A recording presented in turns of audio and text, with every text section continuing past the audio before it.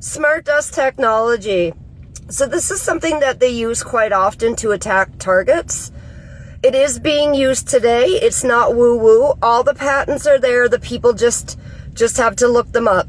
They use it through cloud seeding, through the chemtrails, etc. So once again, I have attached a video explaining this advanced technology. Dr. Chris Peaster calls it smart dust. A smart dust particle, or mote, is a wireless sensor with sensing, computation, communication, and power in one package. These all-in-one microcomputers will be small, very small. The size of a mote today is about the size of a grain of rice. And we've shown that we can make the circuitry small enough and light enough that eventually it will be possible to make things that are on a sub-millimeter size scale. Tiny specks of computer smart dust will form a vast invisible network that can help manage the infrastructure of even the largest city.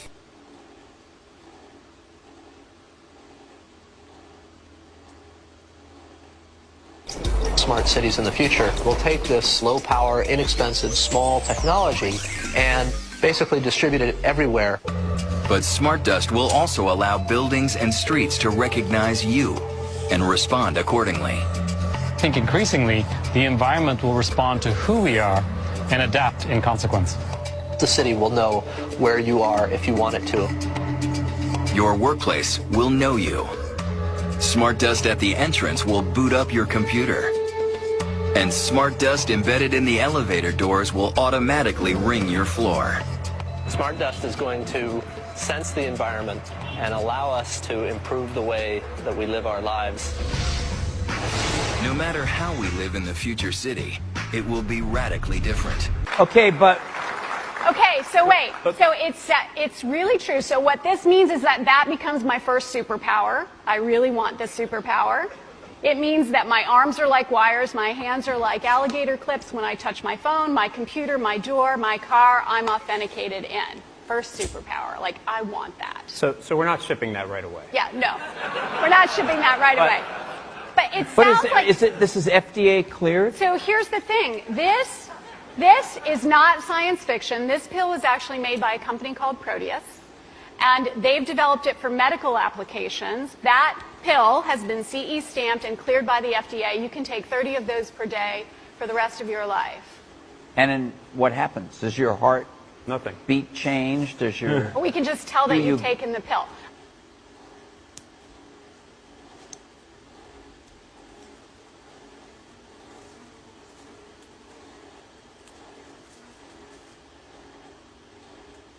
You will find quite soon that electrical signals start to be picked up by the chips. The brain cells connect not only to the chips, but they also start to put out feelers to each other. They connect to each other, they connect to the chip. You get a biodigital device. I'm telling you history, my friends. You tell me the future. These devices have been grown for the last 5 to 10 years. So could we have a human brain that can go online? This is history. We already did it in animals. We have rats and mice that can think electrically. They produce currents and thoughts which go from one mouse to another. The mouse says, I'm thirsty, and a signal electronically goes to another mouse in another laboratory saying, please, can you give me a drink? If the other mouse agrees to give the first mouse a drink, he gets some food. We are living in a strange world. I am not saying that you're going to have a plug-in module for mathematics in the future or language. I'm just saying we are entering new territory for the future. Inside the brain, here are human nerve cells growing onto the surface of an RFID type chip. Human brain cells don't need to be taught to do this. They are genetically programmed to work with computers. In fact, they love computers. Here's an example. Here is a chip. There's the chip. You put the brain tissue on and it organizes itself. The brain cells work their way in and they start communicating with each other and with the brain of the PC. So it means we can have thinking computers. Maybe 10 trillion of these devices every few years entering the environment.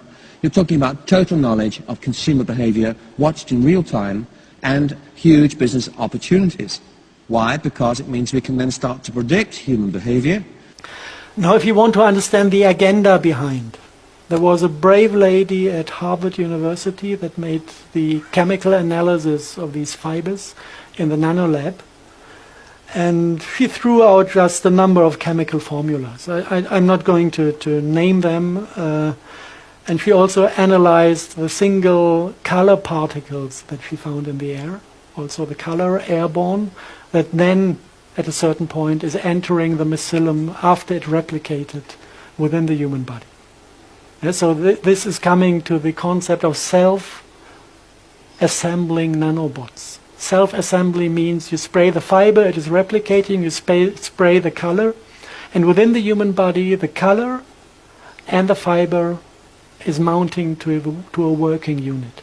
This is what you call self-assembling nanobot.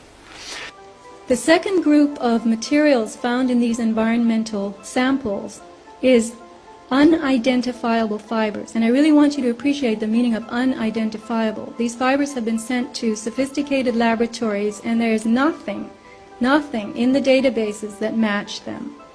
These are fibers